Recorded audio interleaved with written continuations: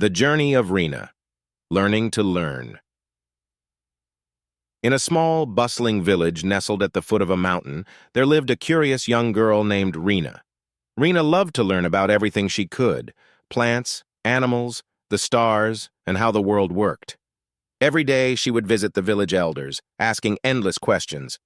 However, she noticed something strange. No matter how much she learned from others, she still felt like she wasn't truly understanding the world.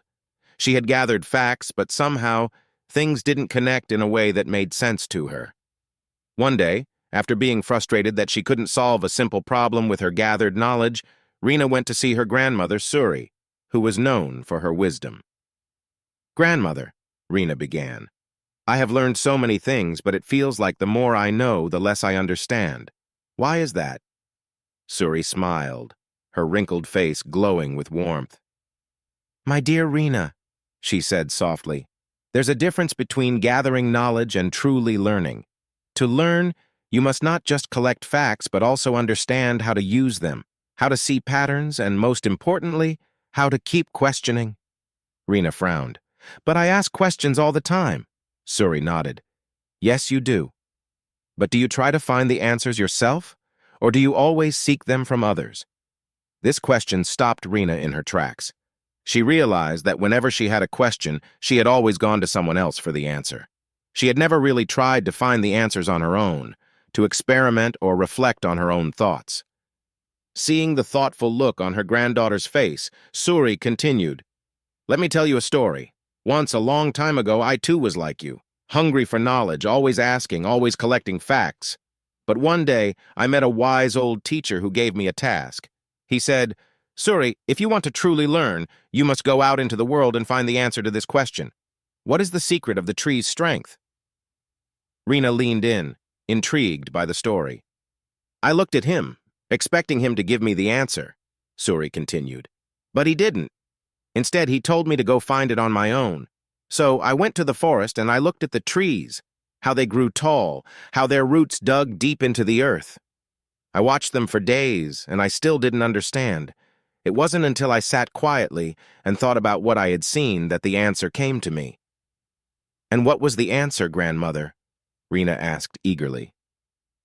"The tree is strong not just because of its roots or its size, but because it bends with the wind. It adapts. It doesn't resist change, but flows with it. That is the secret of the tree's strength. It took me time to discover it on my own, and because I learned it that way, I never forgot it." Rina thought deeply about this. She realized that learning wasn't just about receiving answers from others, but experiencing and understanding things for herself. The next day, she decided to approach her learning differently. Instead of running to the elders with every question, she began to explore, observe, and think on her own. When she wanted to know why the birds migrated, she watched them for weeks and noticed the changing seasons.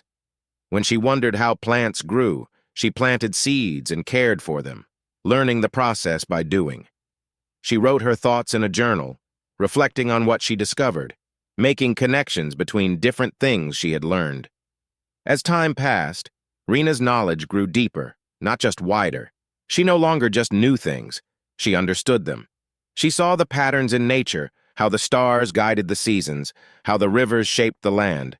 She learned that every answer led to new questions, and the joy was not just in knowing, but in the journey of discovery itself.